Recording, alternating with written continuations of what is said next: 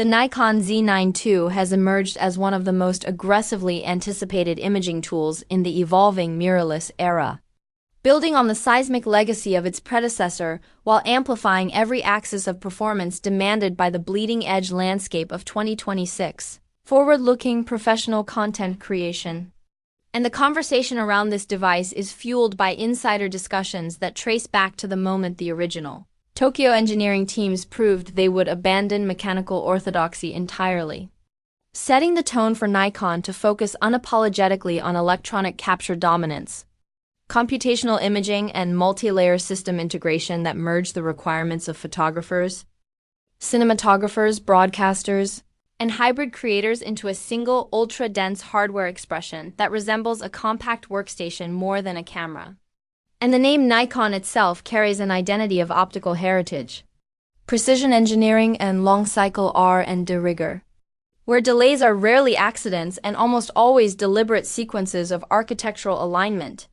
So when internal chatter confirmed that the next flagship would not merely be a refresh, but a model-class shift that inherits lessons from cinema acquisitions, color science debates, sensor readout bottlenecks,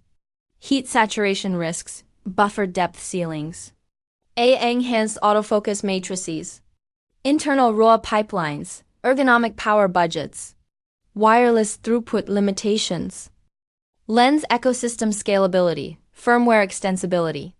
and real-world endurance stress factors, it became clear that Nikon intended to ship something that redefines practical limits, not theoretical ones, because professionals do not buy spec sheets. They buy reliability under chaos, consistency under thermal pressure, precision under subject volatility, speed under data gravity, and longevity under software acceleration. And the narrative arc for the Nikon Z9 II begins with the original Z9. Launched in 2021 at an initial price ceiling of $5,499, body only, and positioned as Nikon's definitive professional mirrorless answer to the DSLR flagships that came before, delivering 8K dual-gain sensor architecture, internal 10-bit unlog, ProRes support, 20 FPS RAW bursts, industry-leading AF performance at the time,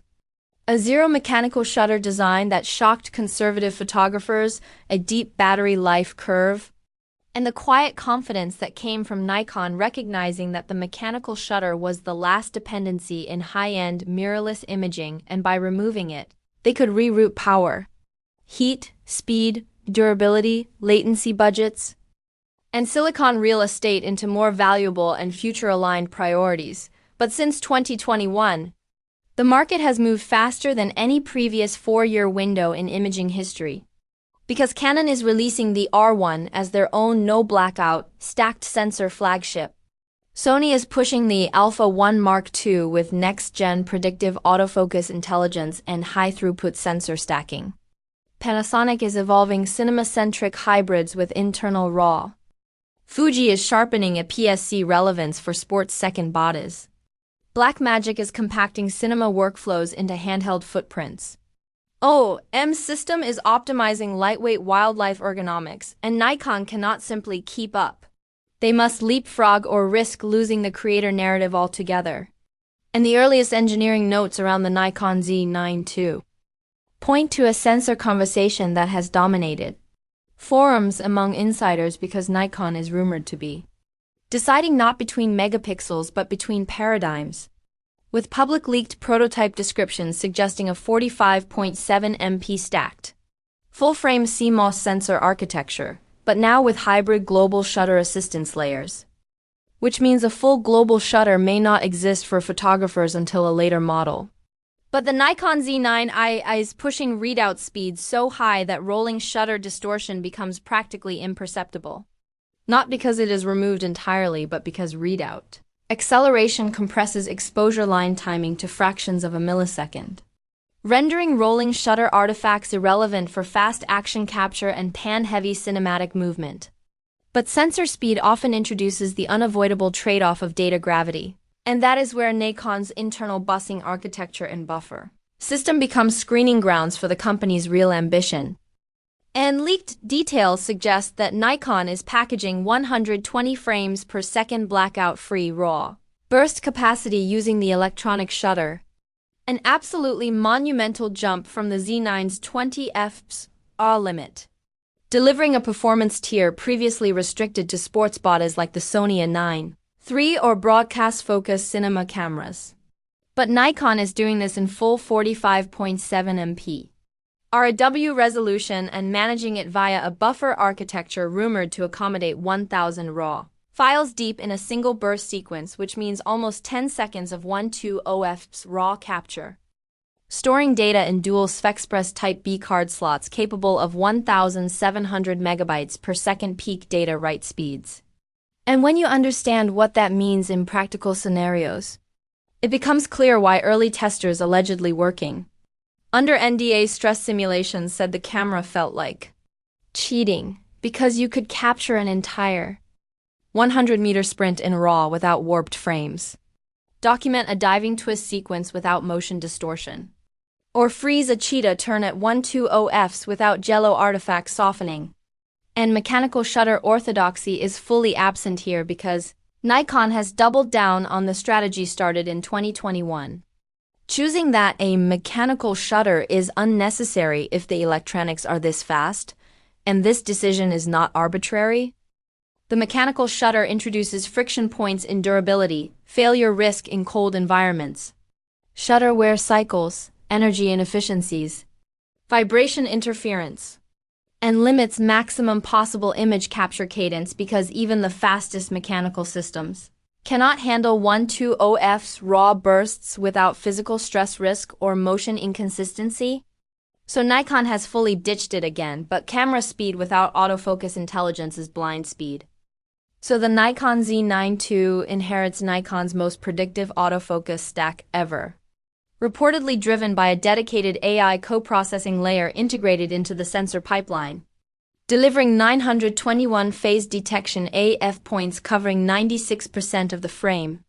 working in tandem with deep learning subject recognition algorithms capable of identifying athletes by posture, wildlife by species segmentation, vehicles by type and movement intent, and long-range subject inference that continues tracking even through temporary line-of-sight occlusion, positioning the Nikon Z9 II as a smarter motion detector than any previous Nikon body. And one of the major debates professionals have voiced around Sony for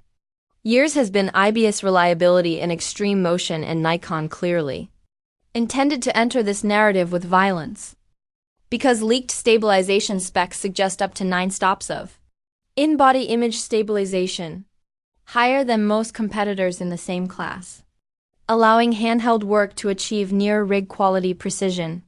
because 9 stops means photographers could capture night architecture at 1/4 second shutter speed without tripod blur. Videographers could walk at a full sprint without micro jitter ruining the frame, and hybrid creators could treat handheld capture with the confidence of a locked rig for almost 85% of practical shooting scenarios. And the video stack for the Nikon Z9 II is not simply competitive. It is cinematic inheritance because Nikon's acquisition of Red Digital Cinema in 2025 for $450 million was not for logos or marketing, it was for internal pipelines, tape-heavy color science, codec patents, modular RAW compression architecture, 32-bit float audio strategies, Hollywood-scale thermal management lessons, vector scope-assisted capture, and wide-gamut color interpretation. And now this DNA is rumored to be stitched directly into the Nikon Z9 II via full red code RAW internal capture up to 12-bit, delivering 8K 6OP with zero crop, 4K 12OP full sensor readout, unlog 3 improvements, ProRes internal recording retained from the Z9, and red-style color science implementation sitting before the recording stage and not after, meaning your camera will produce that high-end cinematic color curve without external recorders or forced LUT deployment. And this is important because most mirrorless bodies historically required external recorders for internal RAW capture or LUT-heavy color correction to mimic red camera color science. But the Nikon Z9 II could inherit that raid look internally at capture, delivering broadcast-ready or Netflix-ready cinematic interpretation without secondary hardware. And professionals testing early prototypes also hinted at new robust thermal dissipation chambers, an overhauled vapor-style heat-spreading system built to guarantee that long 8K internal capture sessions do not shut down under heat saturation pressure. And this matters because every photographer or videographer who has used mirrorless bodies in the past has seen the spinning wheel of heat failure or the forced shutdown message. But Nikon has reportedly architected to completely refine endurance via improved thermal chamber geometry, eliminating hot spots across long recording timelines. And this consistency debate enters supply pressure, because the industry has already seen the pattern when a camera this powerful launches.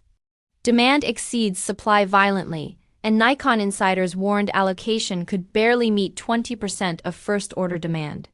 potentially driving early secondary pricing above $7,500 in scalper orders, evaporating inventory within minutes.